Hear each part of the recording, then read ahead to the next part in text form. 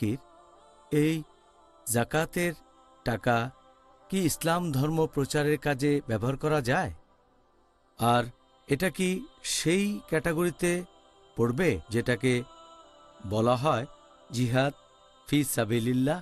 পবিত্র কোরআনে 7 নম্বর যে ক্যাটাগরিটা, সূরা তাওবা অধ্যায় 9 আয়াত নম্বর 60, এটা ফি সাবিলিল্লাহ।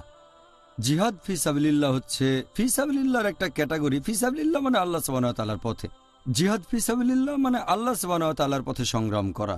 অনেক ক্ষেত্রে এর অর্থ হচ্ছে লড়াই করা আল্লাহ সুবহানাহু ওয়া তাআলার খাতিরে।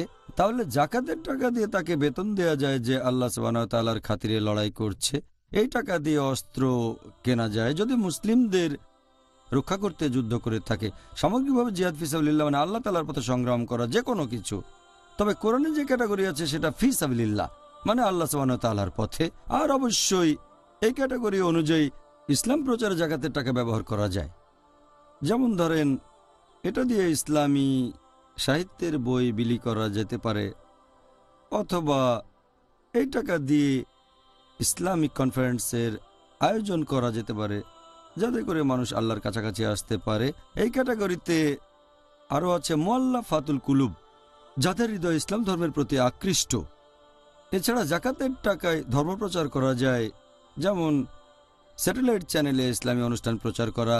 আর এই ব্যাপারে ফুকাহাগণ ফতোয়া দিয়েছেন যে জাকাতের টাকা আপনি একটা ইসলামিক চ্যানেলে দিতে পারেন, অলাভজনক চ্যানেলে, সেটা ইসলামিক স্যাটেলাইট চ্যানেল, যাতে করে আল্লাহ সুবহানাহু ওয়া তাআলার বাণী পুরো পৃথিবীতে ছড়িয়ে পড়ে। তাহলে এখনকার দিনে ইসলাম প্রচারের অন্যতম সেরা মাধ্যম স্যাটেলাইট চ্যানেল। জাকাতের টাকা দিয়ে একটা স্যাটেলাইট চ্যানেলকেও সাহায্য করা যায়। আমাদের প্রিয় নবী মুহাম্মদ সাল্লাল্লাহু আলাইহি ওয়াসাল্লাম বলেছেন, এই হাদিসটার উল্লেখ আছে সুনান আবু দাউদ খণ্ড নম্বর 2 বুক অব জাকাত হাদিস নম্বর 1631, যে ধনী লোকেরা জাকাত গ্রহণ করতে পারে 5টা ক্ষেত্রে।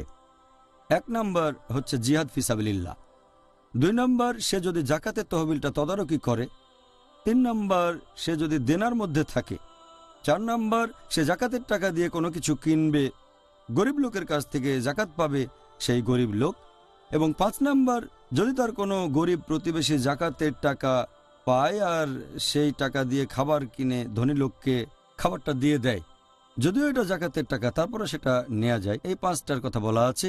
তবে সাধারণভাবে আলহামদুলিল্লাহ জাকাতের টাকা ইসলাম প্রচারের কাজে ব্যবহার করা যায়, আলহামদুলিল্লাহ। আর